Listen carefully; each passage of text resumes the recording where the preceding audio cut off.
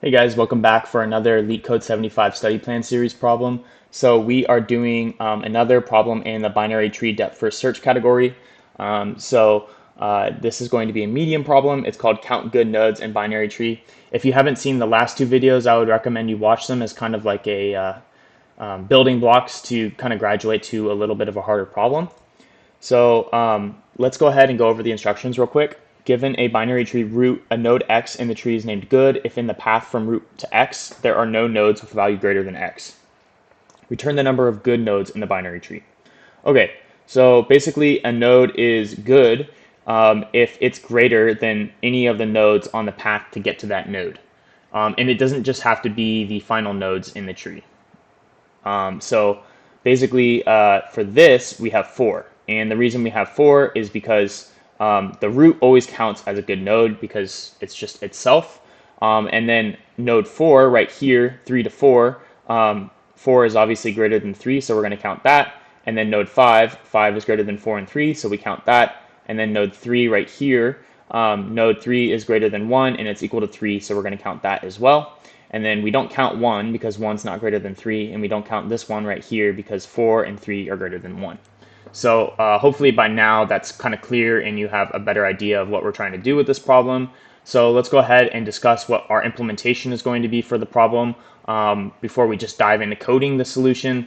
That way you can have a better understanding and kind of visualization in your head as to what we're doing here and how it works. Basically what we need to do is we need to create a helper function, a depth first search function that we're going to call in our good nodes method. Now we're going to use recursion to basically recursively call our helper function to help us solve this problem. Basically how we do that is we need to visit each node in the tree and we need to check their path. We need to check each node in the path and compare their values. So in order to compare their values, we need something to compare it with. And what we're going to do is we're going to set up an integer because these nodes values are represented as integers, right? So we need to set up an integer and that can be like max or max so far that we're going to compare in each recursive call. This will make more sense as we kind of go into the problem. But for now, what we need to do is we're going to have our number of good nodes, right? Because that's what we're returning in this problem. But this needs to be accessible by both the helper function and the good nodes function. So in order to do that, we're going to make that an instance variable of this solution class. And to do that, it's real simple. We'll just give this private access and then int, and then we'll do num good nodes. All right, and then we'll set this equal to 0 for now. And then now we want to create our helper function. So we're going to do private void DFS tree node, and then like I mentioned, max so far.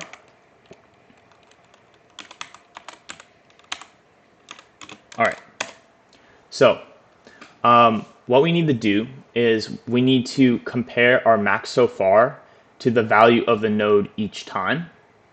And if the max so far is less than the value of the node, then we can increase our number of good nodes. So for example, if we're right here, the first thing we're going to do is we're going to compare the root node to itself, right? So it's obviously we're going to have to pass in like a minimum value, and then we're going to compare the value to the minimum value. It's obviously going to be bigger, so we're going to return. It's always going to be, unless this is null, which I don't think it can be. It's always going to be at least one good node because we have our root node.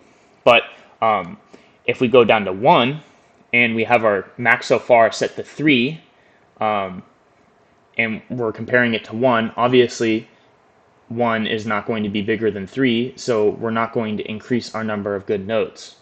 So in order to do that, let's do max so far is less than or equal to node.value. Okay, and then we're going to return number of good nodes. Okay, now oops, I don't know what I was doing. We're not returning it. It's a void function, so we don't return anything. What we want to do is increase the number of num good nodes. Okay, so now what we want to do is, since we're going to be using recursion, we need to check the left and the right side of each node, or the left and the right children, I guess. So in order to do that, we're going to do node.right is not null. Then we're going to do depth first search, and then we're going to pass in the node right, and then we need to figure out if we're going to pass in the maximum value, or the max so far, or the node value if that's greater, right? So we're gonna use math.max node.val, and we're comparing that with max so far. So it's for those of you who aren't familiar with this function, it's basically just choosing the maximum out of these two. It's pretty straightforward. All right, so after we pass in the max value into our recursive call of the DFS function, we want to do that for the left side as well. So node.left, it's not null, DFS, node.left, max, node.val, max so far. Okay, so that's all we need for our helper function. And then now let's go back to our good nodes method, and then we need to initially call this. So we're going to pass in the root node, and then like I said, since we're going to be comparing the root node to a minimum value, we need to just pass in the integer dot min value. Okay, and then now we need to return the number of good nodes. So to kind of look back at this, every time the max so far is less than the node val, we increase the number of good nodes. All right, so let's go ahead and run this.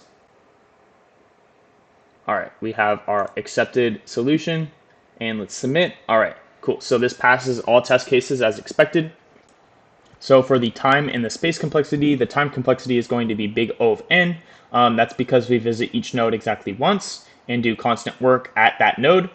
And then for the space complexity, it's going to be big O of n as well, because we're doing recursive calls. So a stack is created, and the stack can be up to size h, represented by the height of the tree.